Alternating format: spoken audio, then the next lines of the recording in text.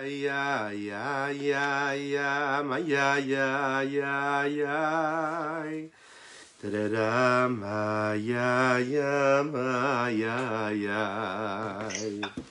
da da da ya ya ma ya ya ya ma ya ya ya da da da ya ya ya ma ya ya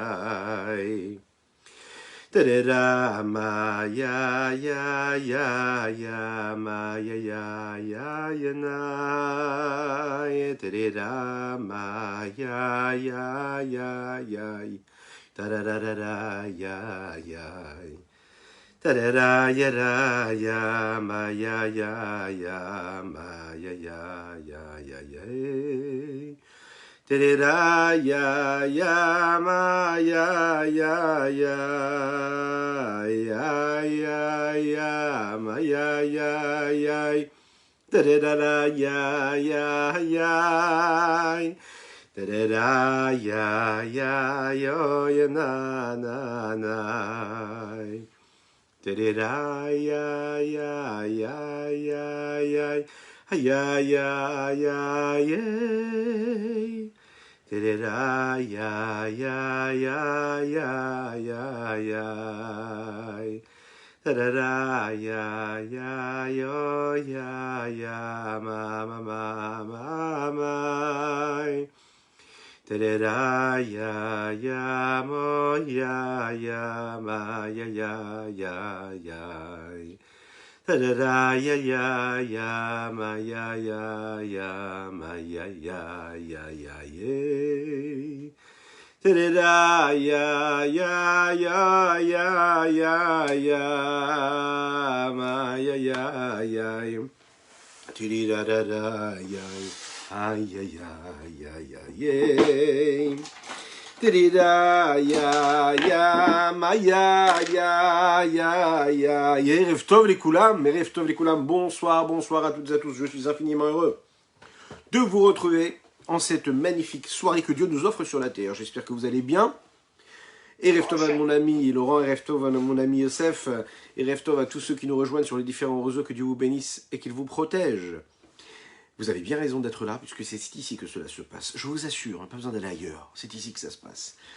Une belle bracha pour Dana Rachel Ganouna Cohen et Daniela Benamou, et une belle bracha pour notre ami Laurent, Kadesh Baruch Hu lui envoie une réussite dans tous les domaines matériels et spirituels. Nous avançons donc dans notre prière. Après avoir dit ce Mizmor Shir Hanukat avec et David, nous arrivons à donc au Hashem Melech. Vous connaissez le Hashem Melech, Hashem Malach, Hashem Imloch, Leolam Vaed. Hashem Melech, c'est un moment qui est assez propice à la prise de conscience, à savoir devant qui nous sommes, devant qui nous prions. Pourquoi est-ce que nous sommes là? Pourquoi est-ce qu'il faut prier? Devant qui nous prions? Alors nous prions qui? Nous prions notre Dieu, le roi des rois, Kadosh Baruch Hu, Melech HaOlam, le maître du monde. Le Beth Yosef, qui est le décisionnaire, le Beth Yosef, Rabbi Yosef Karo, le dit dans son texte, il dit, et on a l'habitude de dire ce texte-là, Hashem Melech, Hashem Malach, Hashem Imloch, Leolam Vaed, Dieu est le roi, Dieu a régné, et c'est lui qui régnera dans le futur, à tout jamais. On le dit deux fois, et on le dit debout. Pourquoi est-ce qu'on le dit debout? Alors il rapporte ici le Beth Yosef, Rabbi Yosef Karo, dans son écrit, et il dit, voilà ce que Rav Binyamin a écrit, et voilà la raison qu'il donne à cela. Il dit en fait, vous savez, dans la Haggadah, c'est-à-dire dans l'histoire, nous racontons qu'il y a un malach, un ange, qui se tient le matin, qui est dans l'espace. L'espace qui est entre cet espace qui est l'espace de Dieu et l'espace qui est l'espace dans lequel nous vivons nous-mêmes, notre monde. Et cet ange-là, il est là, il se tient, et il dit Hashem Melech, Hashem Malach. Dieu c'est le roi, Dieu c'est celui qui a régné, c'est celui qui va continuer à régner. Et à ce moment-là, il y a avec lui et en face de lui tous les bataillons de tous les anges, de toutes les créatures célestes qui entendent cet ange-là, qui dit Hashem Melech, Hashem Malach, et tous ensemble à l'unisson, tous. Malach, ça veut dire régner. Malach. Pas Malach avec un Aleph. Melech, Malach, Imlor, ça vient du mot Melucha, la royauté. Pas dans le sens Malach avec un Aleph qui veut dire un ange. Ça veut dire autre chose. Il y a donc un ange, par contre, là, qui est là, et qui dit ce Hashem Melech, Hashem Malach. Et là, tous les anges, les bataillons d'anges qui sont là autour, et qui entendent ça, et qui se mettent à répondre tous ensemble, et qui bénissent ensemble à Kadosh Baruch Hu. Ils sont là après, ils répètent après cet ange-là, jusqu'à la fin des Psukei des Zimra, vous savez, jusqu'à ce moment où nous allons dire Baruch Hu et Hashem Mevorach, et nous allons commencer à dire les bénédictions qui précèdent le schéma Israël. Alors, dans ce texte-là, il y a quelque chose de très particulier. Puisque si c'est les malachim qui le disent, on sait que les malachim omdim, les malachim sont toujours debout, se tiennent debout, les pieds joints devant Dieu. C'est la raison pour laquelle, quand on arrive à la Hamida, il faut se tenir debout et avoir les pieds joints, tel un malach qui se tient devant Dieu, tel un ange. De la même manière que les anges le disent, donc debout, nous aussi on se lève au moment d'Hachem Meler. Vous avez peut-être déjà vu cela quand on est dans une synagogue, quand on arrive à Hachem Meler, tout le monde se lève d'un coup. Pourquoi? Maintenant vous avez la raison qui nous a été donnée par Rabbi Yosef Karo dans le Shulchan Aruch, dans le Bet Yosef, qui est donc le commentaire du Tour, qui précède l'élaboration et l'écriture du Shulchan Aruch par le même Rabbi Yosef Karo, le Tour qui est écrit par Rabbi Yaakov Ben Asher, qui est le fils du Roche, qui lui est celui qui a amené les petites décisions qui viennent, les grandes décisions qui viennent juste après le Talmud, mais c'est un autre sujet qu'on abordera une autre fois. Donc c'est la raison pour laquelle on a l'habitude de se lever pour dire Hachem Meler.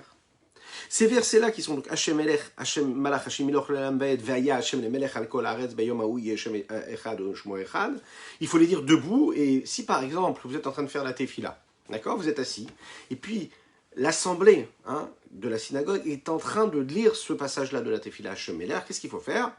Il faut se lever pour dire avec eux ce passouk-là. Et si on ne peut pas prononcer ces mots-là parce qu'on est déjà dans un texte dans lesquels on n'a pas le droit de s'arrêter, il y a différentes lois qui concernent ces textes-là de la tefila. Est-ce qu'on a le droit de s'arrêter? Quand est-ce qu'on a le droit de s'arrêter? Quand est-ce qu'il ne faut pas s'arrêter? Eh bien là, il ne faudra surtout pas s'arrêter.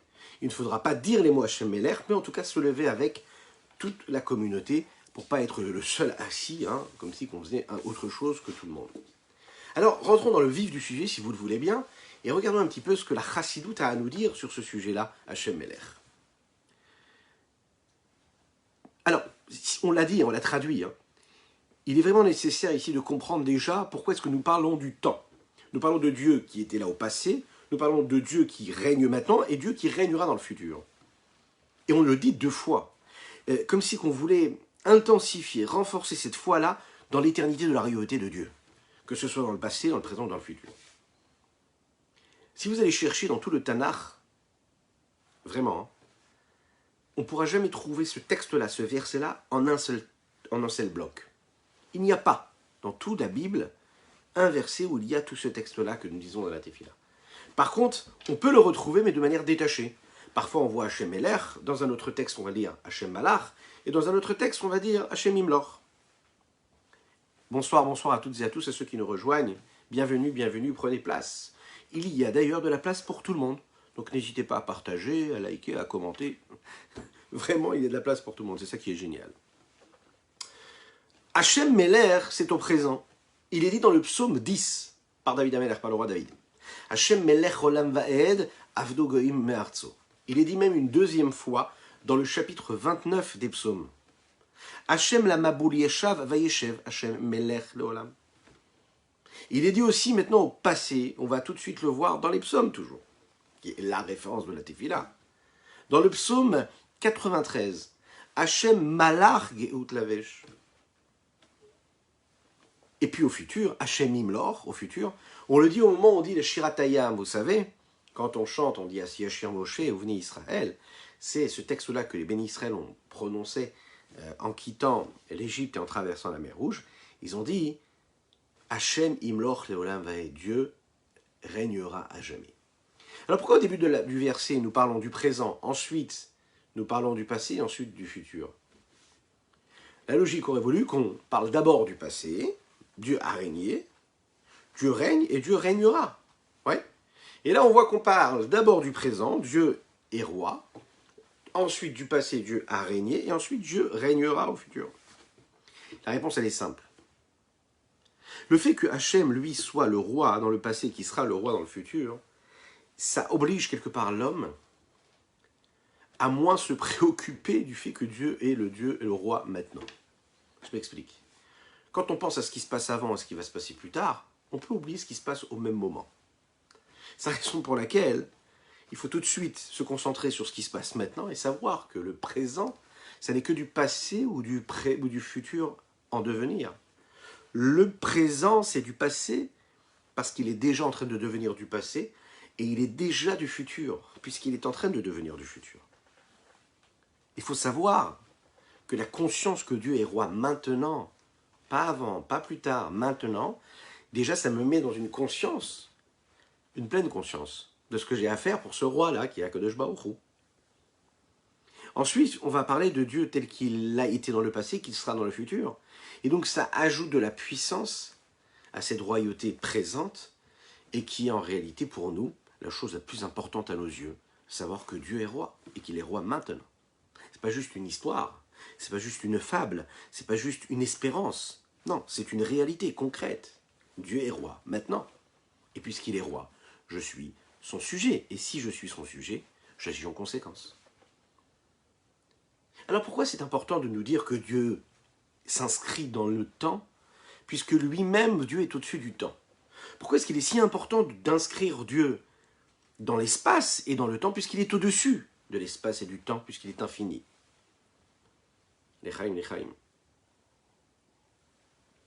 Comme nous l'avons dit dans ce verset-là, on fait des louanges à Dieu, et on parle justement de sa forme éternelle qu'il a, que ce soit passé, présent ou futur. En général, quand est-ce qu'on parle de cette notion d'éternité, hein, de cette forme de louange que nous avons par rapport à Dieu, c'est quand on fait refléter la vertu et la dimension de royauté qu'il y a chez Dieu. Dieu, c'est le Dieu le créateur, mais c'est aussi Dieu le roi. Qu'est-ce qu'il y a de si particulier? On peut être créateur sans être le roi, on peut être roi sans être créateur. Pourquoi est-ce qu'il est si important maintenant ici de faire refléter la présence de Dieu et ce qu'il est, hein, à travers sa forme de royauté? On sait que Dieu a différentes valeurs. On sait qu'on parle de Dieu comme de la sagesse, comme celui qui est bon, qui a la vertu de la bonté, celui qui a la vertu de la rigueur.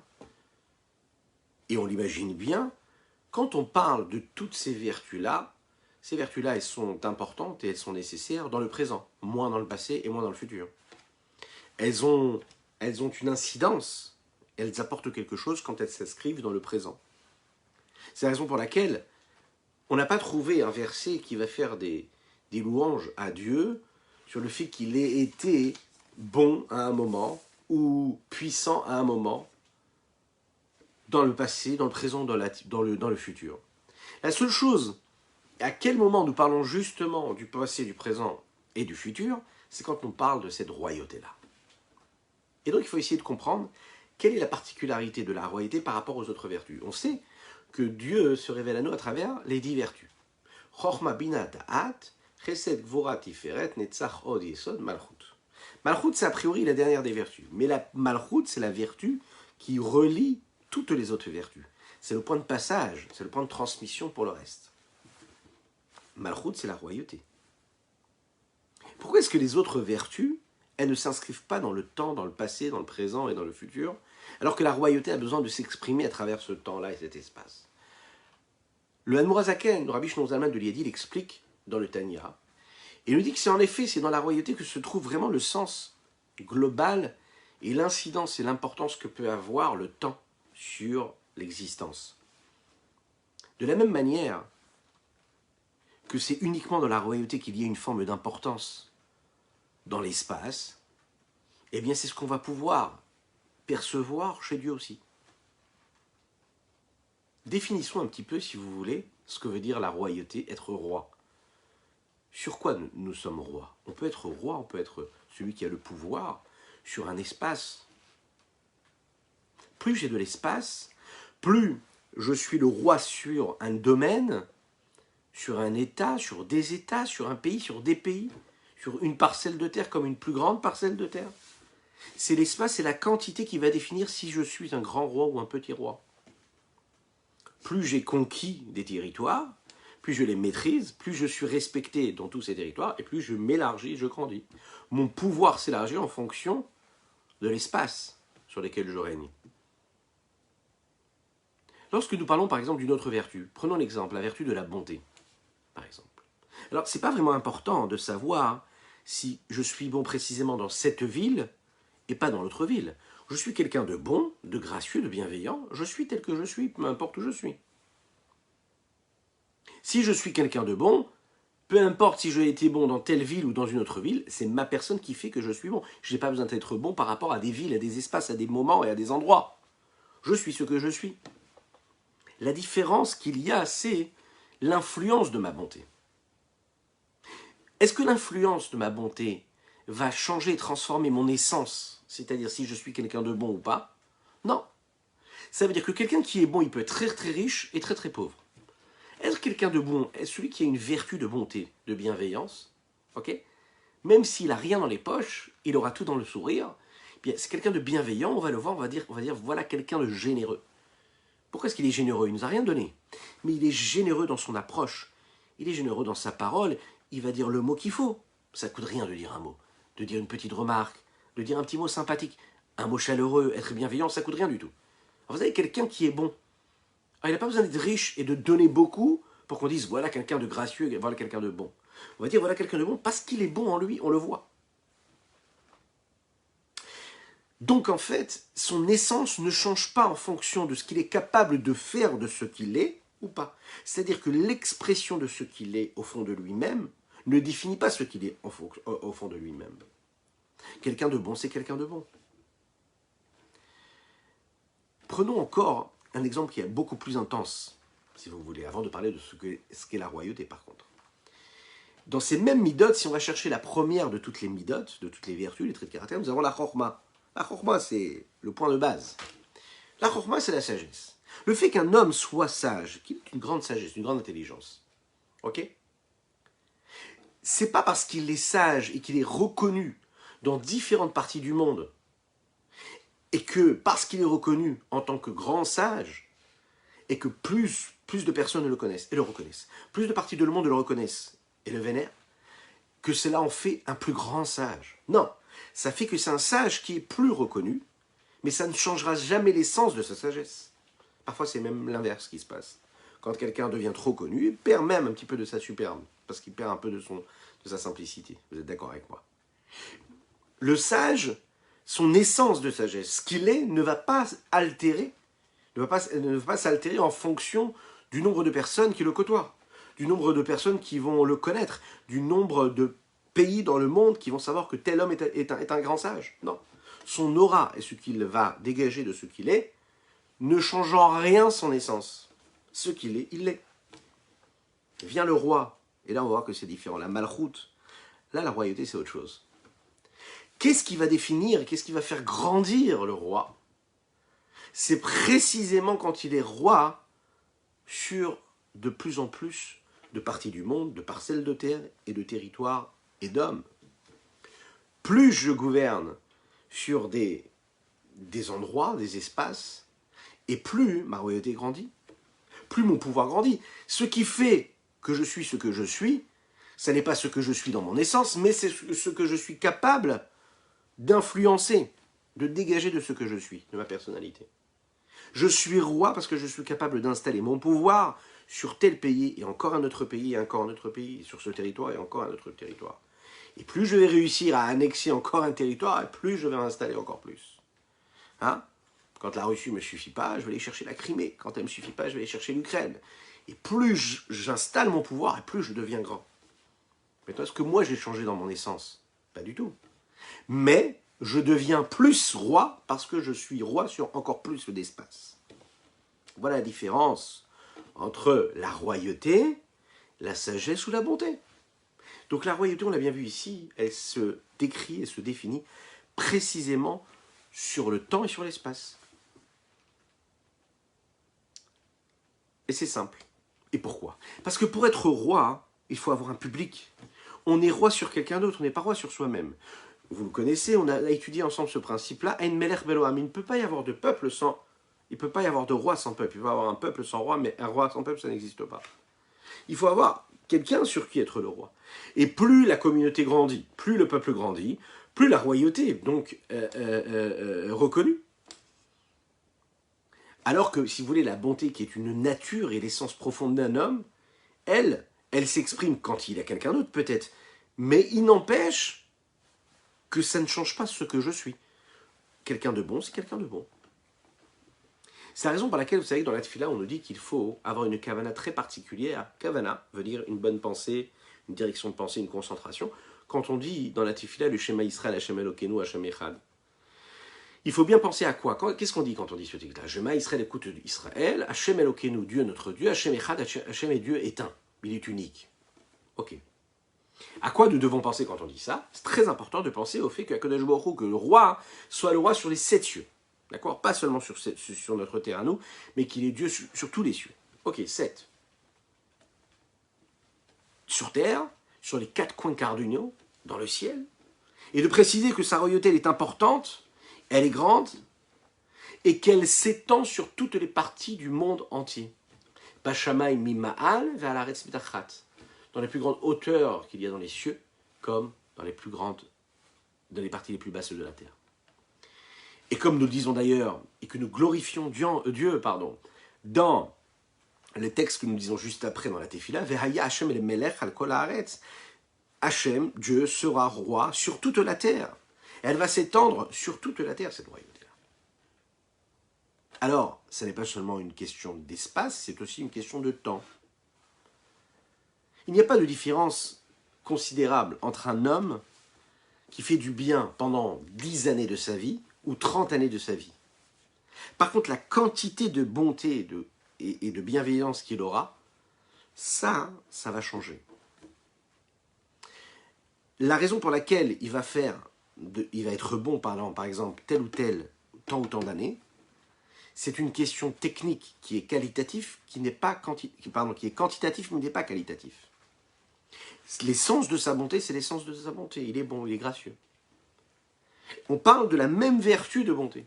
Celui qui a par exemple été bon pendant 10 ans, c'est donc quelqu'un qui a été bon et qui est monté à un niveau de chesed de ce qu'il était capable de faire pendant ces 10 années-là, et il est au même niveau d'une personne qui va être aussi bonne et gracieuse et bienveillante pendant 30 ans. Donc le temps ne va pas altérer la bonté et la bienveillance d'une personne. Quand tu as été bon, tu as été bon. On ne va pas te retirer, on ne va pas dire, mais là, tu n'as pas été bon. Non, ce que tu l'as fait, tu l'as fait. Tu as été bon au moment où tu as été bon. Donc la quantité ne va pas altérer ce que tu es toi. C'est un petit peu pareil, l'exemple que nous avons donné tout à l'heure, avec le potentiel et la force que nous avons dans la sagesse. Être chacham, être sage pendant plusieurs années, ça ne me fait pas plus grand sage. C'est parce que je suis sage que je suis sage. On ne peut pas dire, non, j'ai été sage pendant tant et tant d'années. Non, quelqu'un de sage, c'est quelqu'un de sage. La royauté, elle, c'est différent. La royauté, elle s'inscrit justement dans l'espace et dans le temps. C'est ce que nous voyons dans l'histoire de la Bible, qu'il y a clairement des rois qui ont régné, que ce soit sur le peuple juif ou sur les différentes nations du monde. Et comment est-ce qu'on définit leur puissance, leur présence et leur personnalité? Comment est-ce qu'ils ont influencé et impacté l'histoire en fonction du temps qu'ils ont passé à régner sur leur territoire? Plus ils se sont inscrits sur la durée, et plus ils ont influencé le monde dans lequel ils vivaient. C'est logique. C'est la raison pour laquelle, quand nous parlons à Dieu, et que nous parlons de cette royauté que Dieu a, nous le définissons et nous faisons refléter cet aspect-là de royauté qu'il a, qui est donc au-delà de l'espace et du temps. C'est-à-dire que Dieu est roi, que Dieu a été roi, et qu'il sera roi. Pourquoi? Parce que sa royauté, elle change, et elle est différente de toutes les royautés que nous pouvons connaître, des rois qui peuvent être constitués de chair et de sang. La royauté d'Akadosh Baruch Hu, elle est éternelle. Elle n'est pas quantifiable, elle n'est pas qualitatifiable, si cela se dit. C'est celle qui était, celle qui est, et celle qui ne s'arrêtera jamais d'être. Dans cette royauté, il y a 3 périodes, 3 étapes. C'est ce que la Chassidoute nous explique. On peut voir cela dans le temps et essayer de comprendre à quel moment nous parlons quand nous parlons du passé, du présent et du futur. Et c'est ce que nous allons voir. Mais avant cela, je vous souhaite un grand lechaim, un grand lechaim, lechaim, lechaim. Et j'en profite pour vous rappeler de partager, c'est important, de liker, de commenter, partagez avec vos amis, dites-nous bonsoir, dites-nous qu'est-ce que vous faites là. Vous êtes tranquillement installés, vous êtes en famille, vous êtes en voiture, vous écoutez justement, vous ne pouvez pas nous regarder si vous êtes en voiture, alors faites attention à vous. Dites-nous bonsoir, en hébreu, en anglais, en espagnol, comme vous voulez. On accepte tout. Faites-nous un petit coucou, quoi. Hein, important. Regardons ce qu'il est dit ici dans les textes de la Chassidoute. Il est dit comme ça. Quand nous parlons de Dieu au passé, nous parlons de la création du monde jusqu'à maintenant. Ça, c'est le passé. Depuis que Dieu a créé le monde jusqu'à maintenant, c'est le passé. C'est Dieu tel qu'il a été roi depuis la création du monde jusqu'à maintenant. Quand on parle de Dieu maintenant, c'est-à-dire, maintenant à l'instant, là où nous parlons, Dieu est roi. Dieu est roi, Dieu est roi. C'est constant, perpétuel, ça se renouvelle. Dieu est roi. On devrait se lever et danser. Et il y a aussi le futur. Dieu qui est roi, qui va être roi dans le futur, c'est-à-dire à partir de maintenant jusqu'au futur, ce qui va se passer un petit peu plus tard. Ça veut dire que Dieu est en train de devenir le Dieu qu'il y aura encore un petit peu plus tard après. On peut essayer d'élargir, si vous voulez, ces royautés-là. Les 6 millénaires, ces 6 premiers millénaires qui ont démarré à la création du monde, depuis que le monde est monde, depuis la création du monde jusqu'au début du 7e millénaire, où là on arrivera au but atteint, celui de la venue de Mashiach, du dévoilement de Dieu pour toutes et tous. Ça, c'est ce qu'on peut appeler, si vous voulez, le présent. Le passé, c'est toute la période qui était avant la création du monde. C'est ce qu'on appelle l'ifné, c'est-à-dire quand on dit l'ifné, ça veut dire, ça rentre même pas dans le principe même de ce que veut dire le temps, puisqu'avant le monde, il n'y a même pas d'avant et d'après, puisqu'on est au-delà de la notion du temps et de l'espace. Parce que le temps, il a commencé à exister à partir de la création du monde. Quand on dit avant le monde, ça veut dire avant dans la notion de niveau de perception que nous pouvons avoir nous. Ça veut dire qu'Hachem, lui, était élevé, et donc il régnait sur les mondes qui pourraient être constitués après dans la possibilité. Et il y a bien sûr le futur. Le futur, ce serait donc quoi, si on élargit un petit peu la vision de la chose? C'est la royauté de Dieu dans le monde futur, c'est-à-dire la période de Mashiach, Bezrat Hashem, celle que nous allons vivre très rapidement. Quand le monde va arriver à sa perfection, quand le monde arrivera à un niveau qui est très très très élevé, celui de la préparation à ce moment où nous vivrons avec la divinité, palpable, saisissable. Dans chacune de ces 3 étapes, Akadosh Baruch Hu a été roi. Mais sa façon de régner est changée d'une période à une autre. On peut comprendre qu'il y a une différence entre la période qui a précédé la création du monde, où là, Dieu, il était roi, mais il n'avait même pas sur qui être roi, puisqu'il n'avait pas de sujet, puisqu'il était avant la création du monde, et comparé avec la période qui est après la création du monde, et là où il y a des créatures sur lesquelles il peut lui régner. La différence s'exprime aussi sur l'essence même que peut avoir un roi. D'un côté, nous avons l'essence du roi qui s'élève et qui se sépare dans la vie de tous les jours de toutes les personnes qui l'entourent. Comme il est dit, Mishirmo Malag Avoa Mikol Am, le roi, il est au-dessus de tous. D'accord? Il ne se mélange pas à ce qui se passe dans les petits gestes de tous les jours du quotidien. Il est même au-dessus même de ce que peuvent vivre tous ces responsables, tous ces ministres, tous ces princes, ceux qui ont à gérer tous ces sujets, tous ces problèmes. Cette élévation-là, ce détachement, cette hauteur, cette grandeur qu'il peut avoir, fait que l'homme qui est en face crée chez l'homme une forme de ce que l'on appelle de la crainte de la grandeur. La crainte de la grandeur, c'est une crainte qui fait qu'on s'annule complètement devant le roi et on est capable d'accomplir tout ce que le roi serait en mesure de nous demander. C'est une annulation, une abnégation qui fait qu'on se soumet complètement. Il y a à ce moment-là une possibilité d'autre chose. Quand l'homme prend sur lui ce roi, il se soumet en s'élevant, puisqu'il se met en mesure de comprendre et de saisir et d'accepter le joug de la royauté céleste. C'est une forme d'abnégation, mais une forme d'élévation de soi. Je pourrais être complètement intouché et complètement insensible à la notion même, à l'idée du roi, à l'idée de Dieu sur moi. Je me soumets à cela, et quand je me soumets à cela, je m'élève. Et ça va ensemble. Pourquoi est-ce que je m'élève? Parce que, au lieu de rester intéressé par ma propre personne et par des sujets qui sont futiles, je suis en train de m'attacher à quelque chose qui est beaucoup plus élevé que ma propre personne. Je m'attache à Dieu. Ah oui, mais pour m'attacher à Dieu, je suis obligé de me soumettre. Mais je me soumets, et quand je me soumets, je m'élève. D'un autre côté, on sait que le but d'un roi, c'est pas d'être complètement détaché, c'est aussi de conduire le peuple. Pas seulement le peuple et la nation. Mais pour cela, il faut qu'il aille s'habiller dans tous les petits sujets qui touchent chaque personne, chaque habitant du pays. Parfois, il doit être le dirigeant, parfois, il doit aller dans la cité et d'aller savoir ce qui se passe, aller voir ce qui se passe avec le peuple. Il doit se soucier de la propreté de son pays.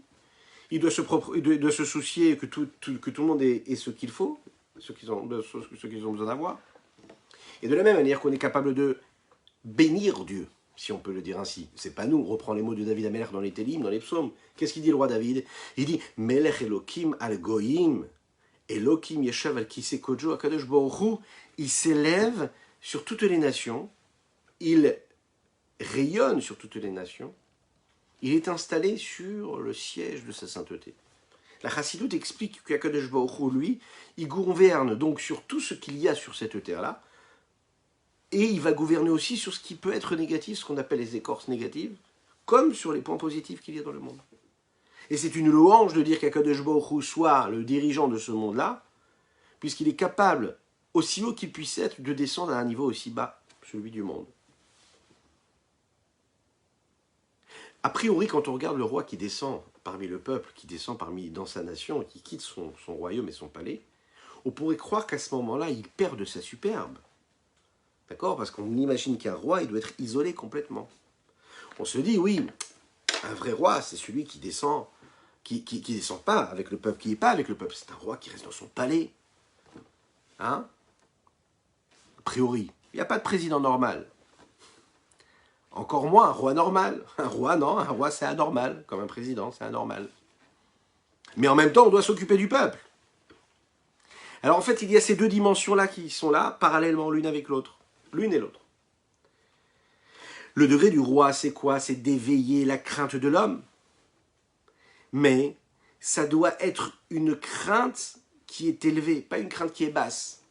Qu'est-ce que ça veut dire une crainte qui est élevée? Vous savez qu'il y a des pouvoirs qui installent leur pouvoir et dont le peuple a très très très peur. Très très peur. Il ne bouge pas d'un seul doigt. Alors, est-ce que ça veut dire qu'ils craignent vraiment le roi? Bien sûr qu'ils craignent le pouvoir. Mais dans la crainte, on a ce qu'on appelle la iratata et iraïla.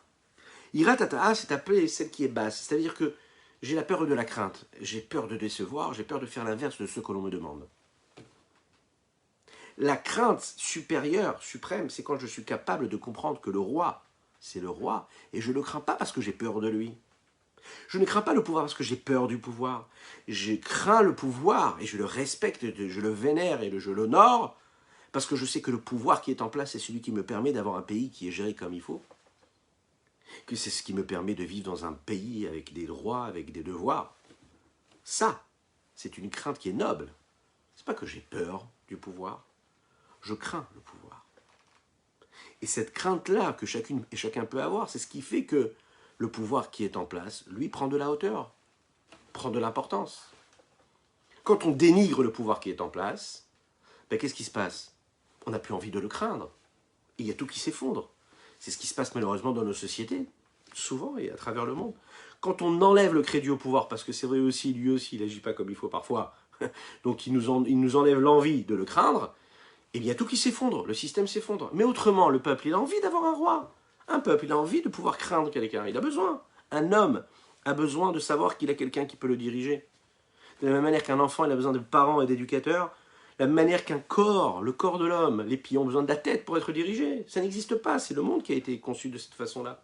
C'est ce qui se passe chez les animaux, c'est ce qui se passe chez les végétaux, c'est ce qui se passe chez les poissons, ça se passe partout. Il y a un dirigeant, c'est comme ça.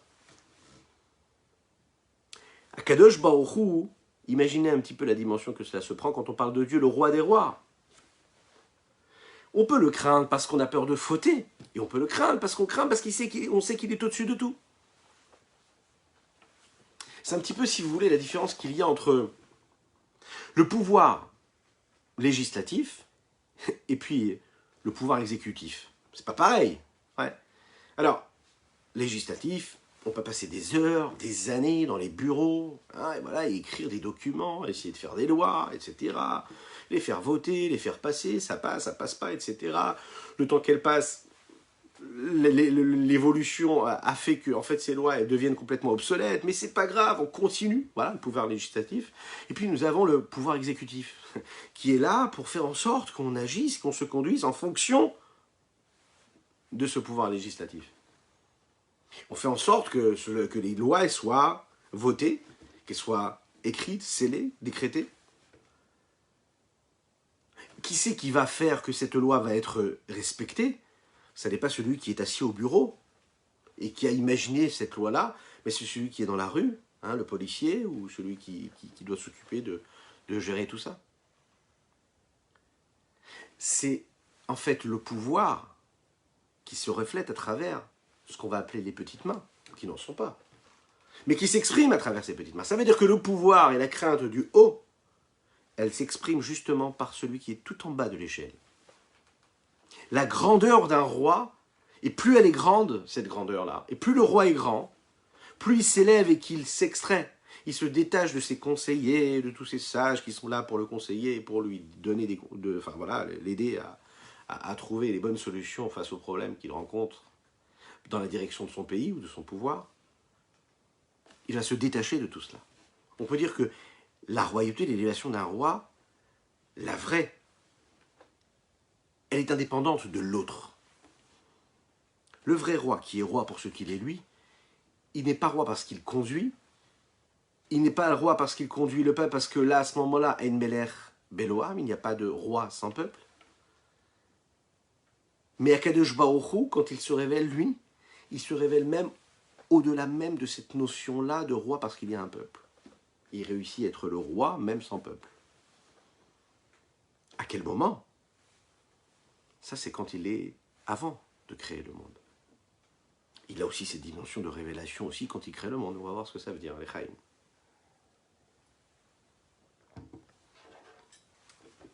Au-dessus de toutes les séphirotes, nous avons la séphira du Keter. Le Keter, c'est la couronne. Nous parlons de roi, il y a donc la couronne. Le passé, c'est la façon de voir l'élévation. Le présent, c'est de voir la façon avec laquelle le roi se conduit avec la créature, puisqu'il a créé cette créature. Et le futur, c'est est-ce que l'on va pouvoir se conduire tout en étant des créatures, en s'élevant au niveau du roi qui lui est détaché du peuple.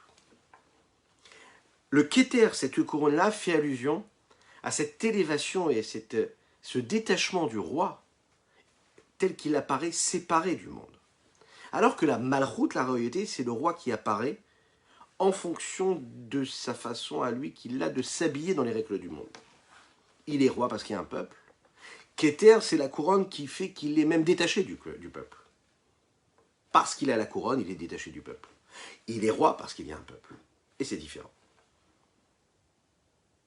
Il y a deux sens en cela. Dans le passé et dans le présent.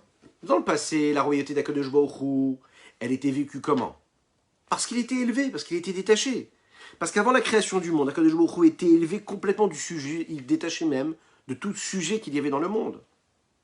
C'est la raison pour laquelle nous disons d'ailleurs dans la Tefila, Adon Olam, Asher Malach, Beterem Kol Yetzon Ivra, maître du monde, qui a régné avant que toute créature soit créée. Donc ça c'est le Dieu qui est dans le passé. Le Dieu qui est là avant la création du monde, c'est le roi qui est roi même sans peuple.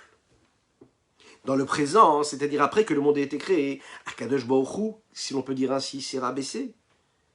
Et il s'est habillé dans les lois du monde afin de les diriger, afin de leur donner de la vitalité, de l'énergie. Dans ce monde-là, on est capable de voir la présence de Dieu, la royauté de Dieu. Mais on voit Dieu tel qu'il est, qu'il apparaît dans sa conduite, c'est-à-dire dans l'expression de ce qu'il est à travers l'énergie qu'il est capable et qu'il veut et qu'il nous donne dans la création, dans la conduite du monde qu'il a créé. Mais on n'est pas capable donc de voir Dieu tel qu'il apparaît en dehors de la création. Parce que, intrinsèquement, nous en sommes donc les créatures. Et donc, ce que nous voyons de Dieu, c'est ce qui révèle de son aspect créateur. Et non pas l'aspect du roi qui est indépendant de son aspect créateur. Cette conduite-là, hein, on est capable de la voir même dans les lois de la nature. Les lois de la nature qui sont là, qui ont toujours été là, c'est toujours les mêmes. Les lois de la nature qui nous prouvent bien qu'il y a quelqu'un qui est au-dessus là. et qui dirige tout ça. Ça ne se fait pas tout seul. Il y a toutes sortes d'astres, il y a toutes sortes de planètes, il y a toutes sortes d'énergies, toutes sortes d'émissions et de systèmes et de constellations naturelles par lesquelles Dieu fait en sorte que le monde est là et qu'il est dirigé. Chaque créature apporte ce qu'elle est censée apporter. Mais tout ça, c'est dirigé par quelqu'un au-dessus. Il y a quelqu'un qui dirige tout ça. Ça ne se fait pas tout seul. Tout ça fait partie d'une structure, d'une conduite que Dieu a décidé d'avoir et de mettre dans le monde. Mais pas parce que le monde est là et que lui s'élève et qu'il est au-dessus et qu'il se sépare du monde. Non, c'est Dieu qui se révèle dans les lois de la nature et qui crée ce système et qui dirige ce système qui sont les lois de la nature que nous connaissons depuis toujours. Mais c'est donc Dieu qui se révèle dans ces lois de la nature et pas Dieu qui est séparé des lois de la nature. C'est donc là le présent, ça. C'est Dieu qui se révèle dans le présent. Maintenant, dans le futur, c'est autre chose. Le futur, c'est la période du Mashiach. Là, c'est une période où, en fait, la notion d'élévation et de dévoilement de Dieu, telle qu'on la conçoit aujourd'hui, ne sera pas du tout la même, parce que la conduite du monde et le détachement de Dieu, c'est-à-dire Dieu au-delà même et en dehors même de cet aspect-là qu'il a créateur, et de cette connexion, de cet attachement qu'il a avec les créatures, et le sujet, donc et le peuple, vont s'unir. Ça, c'est Yemot HaMashiach. Ça veut dire que l'infini va rejoindre le fini. Ce qui est au-delà des limites, ça va rentrer dans les limites. Et ce qui est dans les limites ne sera plus des limites, puisque ça va prendre un nouvel aspect, un aspect d'infini et d'illimité. Ça veut dire que d'un côté, dans le monde futur, ce sera aussi un monde. Dans le monde futur, il y aura aussi des créatures. Et Akadosh Baruch Hu, Dieu, il va continuer à nous diriger, il va continuer à nous donner la vitalité. Mais cette conduite-là, elle sera révélée avec son côté complètement indépendant, c'est-à-dire le roi qui n'a même pas besoin de la créature. Et ça, c'est exceptionnel. C'est-à-dire que Dieu ne va plus cacher sa supériorité quelque part. Il ne va pas cacher sa supériorité, il va se rabaisser quand même parce qu'il sera avec nous. Mais il va diriger le monde tout en étant au-dessus du monde, donc en fait sans se rabaisser. Et nous aurons le niveau de pouvoir percevoir le raffinement et la subtilité de sa grandeur. Et il n'y a même pas assez de mots pour définir ce que l'on va ressentir. On verra que le roi est grand, qu'il est élevé, qu'il est détaché, que c'est lui qui dirige de manière dévoilée toutes les créatures. Aujourd'hui, ce que nous voyons, parce qu'on le sait, parce qu'on a la Emouna, parce qu'on a la foi, on sait que c'est Dieu qui dirige tout ce qui se passe sur Terre. On sait très bien que quand on regarde la nature, la beauté infinie qu'il y a dans la nature, la richesse infinie qu'il y a dans la nature, on comprend qu'il y a des lois de la nature, que tout est géré comme il faut. Mais qu'il y a quelqu'un derrière qui dirige tout ça. Mais on ne le voit pas. On le sait, on y croit, mais on ne le voit pas. Enfin, on peut le voir, mais on le perçoit parce qu'on fait travailler un petit peu notre finesse, notre foi, notre subtilité, notre raffinement, notre spiritualité. Mais le voir de nos yeux, on ne le voit pas. Quand il y aura Mashiach, on verra Dieu se dévoiler, Dieu qui dirige tout ça. On le verra en fait, parler aux astres, parler à la nature et diriger tout ça. Ça va être extraordinaire. Ça, c'est ce qui s'exprime aussi, si vous voulez, dans ce que nous avons vécu à l'époque au moment de Kriyat Yam Souf, au moment de la mer Rouge. L'idée qu'Akadosh Baruch Hu, qui est roi, peut continuer à diriger le monde, et on voit qu'il dirige le monde selon ses lois à lui, c'est-à-dire des lois qui dépassent même la nature, mais qui continuent toujours à être le roi sur cette nature-là. On peut l'avoir dans cette histoire-là. Tout à l'heure, on a parlé dans l'introduction de ce verset-là qui dit Hashem Imloch Leolam Vaed, qui provient de la Shira, de ce chant-là que nous avons chanté quand on est sorti d'Égypte. Et on va terminer sur ce sujet-là. On dit comme ça Hashem Melech, Hashem Malach, Hashem Imloch Leolam Vaed. Hashem Imloch Leolam Vaed, ça parle de cette Shira la Chassidut qui nous explique qu'il y a un lien véritable entre eux. Ce moment-là où on chante Aziyashir Moshe quand on sort d'Égypte et qu'on traverse la mer Rouge, et la royauté céleste qu'il y aura dans un futur très très proche. Quand les bénis Israël se trouvent devant la mer, ils ont été témoins du dévoilement de Dieu, phénoménal extraordinaire. À tel point qu'on dit que chaque personne pouvait montrer son doigt avec son doigt et qui disait « Ze Keli ve'aneveu » c'est mon Dieu et je vais le glorifier. Vous imaginez? On montrait du doigt Dieu, ça veut dire qu'on voyait, il y avait le dévoilement de Dieu au moment de la mer Rouge. Et tellement ils étaient heureux, tellement le peuple juif était heureux, tellement ils étaient emballés, qu'ils se sont tous mis à chanter ensemble. Hachem, Imloch, Leolam Vaed. Nous le voyons, Dieu, il sera là à l'éternité, il va se révéler toujours. Toujours ce sera le roi. Pourquoi? Parce qu'on le voit de notre propre Dieu, qu'il est en train de transcender les lois de la nature. Il se révèle. A priori, on va essayer de comprendre. Qu'est-ce qui s'est passé vraiment au moment où la mer Rouge s'est fendue? Est-ce qu'avant, les bénis Israël, le peuple juif ne savait pas que Dieu c'était le roi? Il vient de vivre 210 ans d'Égypte, ok, d'esclavage. Il y a Moshe Rabbeinu qui vient, qui les sort d'Égypte. Comment est-ce qu'il les a sortis d'Égypte? En leur envoyant les 10 plaies. Ils n'ont pas encore compris que Dieu, que Dieu, c'est celui qui a sauvé Avraham Avinu, c'est le même Dieu qui les a sauvés aujourd'hui. Hein, on peut l'imaginer quand même. Ils y croient. Ils ont vraiment besoin de s'en rendre compte au moment où ils sortent de la mer Rouge. En fonction de ce que nous avons expliqué là maintenant, on va comprendre tout de suite, et le rabbi de Lubavitch nous l'explique clairement. Jusqu'au moment où les bénis Israël sont sortis d'Égypte, ils savaient qu'il y avait un roi. Ils savaient qu'il y avait un roi, que Akadosh Baruch Hu, c'était le roi qui dirigeait le monde. Parce qu'ils ont vu la puissance de Dieu dans la nature. Ils ont vu même qu'il était capable de transformer la nature quand il le voulait. Il a envoyé des miracles. Mais quand il a envoyé les miracles des 10 plaies, jamais Dieu ne s'est montré à ce moment-là. Ils n'ont pas vu la grandeur de Dieu, ils ont vu sa grande main. Au moment de Kriyat Yam-Souf, au moment où ils sortent et ils traversent cette mer Rouge, là les bénis Israël, ils ont vu la grandeur de Dieu. Pourquoi spécialement à ce moment-là? Vous savez que Yam, la mer, ça fait référence et ça fait allusion justement à la séphira de Malchut dont nous parlons depuis tout à l'heure. Cette force-là, la Malchut. Et de la même manière que la mer recouvre tout ce qu'il y a à l'intérieur, et qu'on sait qu'en réalité, tout ce qu'il y a à l'extérieur, que nous voyons, que nous côtoyons, il faut savoir qu'il y a la même chose sous l'eau. Il y a un monde entier qui se passe sous l'eau. Et de la même manière que quand on regarde la surface de la Terre, la seule chose qu'on voit, c'est juste de l'eau. On ne voit pas du tout ce qu'il y a dans la mer. Mais est-ce que ça veut dire qu'il n'y a pas ce qu'il y a dans la mer? Non, il y a ce qu'il y a dans la mer. La preuve, c'est celui qui va plonger et qui est capable d'aller regarder ce qui se passe. Parfois, c'est un spectacle qui est phénoménal, extraordinairement beau. Donc, est-ce que ça veut dire que comme je ne le vois pas, il n'est pas? Non.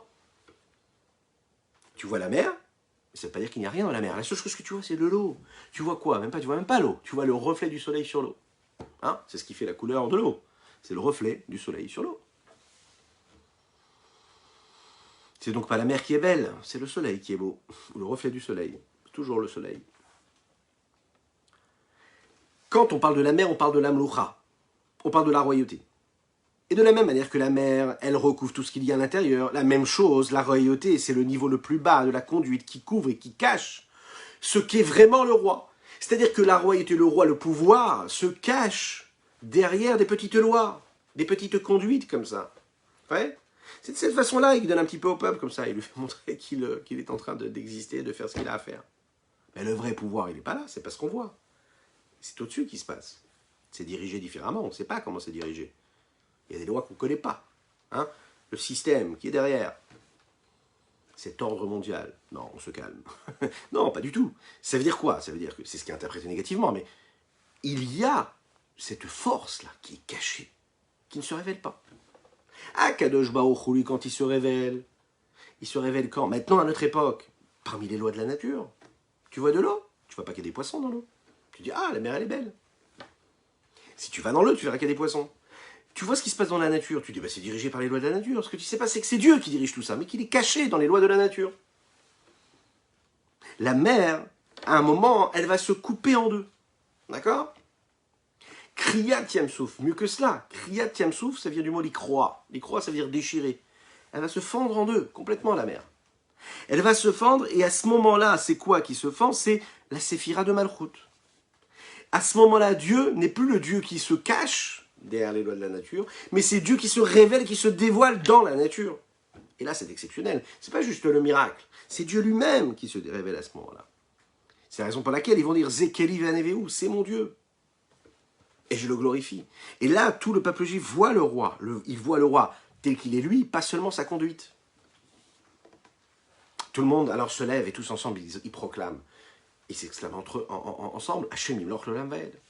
Hachem Imlor, c'est-à-dire dans le futur, pas seulement dans le passé, pas seulement dans le présent, parce qu'ils n'ont pas vu la royauté de Dieu telle qu'elle était dans le passé. Ils n'ont pas vu telle qu'elle était quand il a conduit le monde avant qu'il soit dévoilé. Ils voient la royauté de Dieu telle qu'elle est et qu'elle sera dans le monde futur. Pas le roi qu'ils ont toujours connu. Ils voient la royauté de Dieu telle qu'il y aura dans ce futur proche, quand Mashiach va se révéler une fois pour toutes. C'est la raison pour conclure ici qu'avant la Tefila, puisqu'on est toujours au début de cette Tefila, il faut proclamer Akadosh Baruch Hu et le rappeler. Rappeler avant de prier qu'on est en train de prier Dieu. Et quel Dieu? Le roi des rois. Et que ce roi-là, c'est un roi qui est intemporel.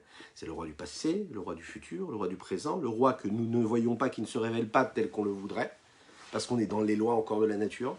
Et on fait aussi appel à ce roi-là qui régnera en dehors des limites de la nature de ce que nous voyons ici. C'est la raison pour laquelle, tout de suite, il faut réfléchir à ça. Quand on commence notre tefila, on doit se dire, voilà Kadosh Baruch Hu qui fait vivre, qui dirige concrètement dans le présent. On doit se réveiller. On doit réveiller cette crainte de base, c'est-à-dire la crainte du pouvoir. On prend sur nous ce joug de la royauté céleste.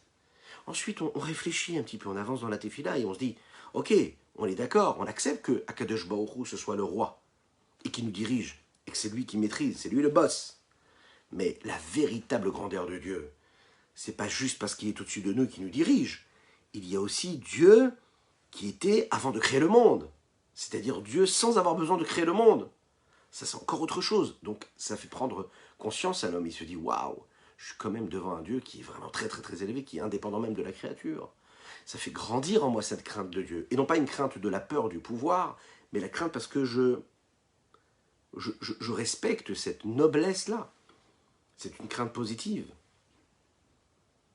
Et ensuite, on exprime le souhait de tout un chacun, de toute un chacune, à savoir faire en sorte qu'Akadosh Baruch Hu se révèle dans un avenir très très proche, dans ce futur proche, ce futur en devenir, c'est-à-dire notre présent. Chaque instant, cet espoir, cette foi qu'on sait que Akadosh Baruch Hu Hashem Imloch l'Olam Vaed, là Dieu va se révéler et on sera capable de voir le dévoilement de Dieu, de sa lumière dans la conduite du monde. On va servir Dieu dans la crainte de sa grandeur, mais en même temps dans ce rapprochement que nous aurons avec lui, dans la délivrance véritable, totale, complète. Maintenant, Tekef, Omiyad, Mamash, Mamash, Mamash, véritablement, tout de suite. Chazak u'baruch à toutes et à tous. Je vous remercie pour votre présence. Je vous invite à partager, à liker et commenter ce cours de Torah. Je vous dis à très bientôt. Bezrat Hashem demain, en forme, avec conviction et force. Que Dieu vous bénisse. Sheibane bet amigdash bimera veyameinu veten chelkeinu betoratecha. Sheibane bet amigdash bimera veyameinu veten chelkeinu betoratecha. Hayai sheibane bet amigdash bimera veyameinu veten chelkeinu betoratecha. שיבנה בית המקדש במהרה בימינו ותן חלקנו בתורתך. שיבנה בית המקדש במהרה בימינו ותן חלקנו בתורתך. Excellente soirée.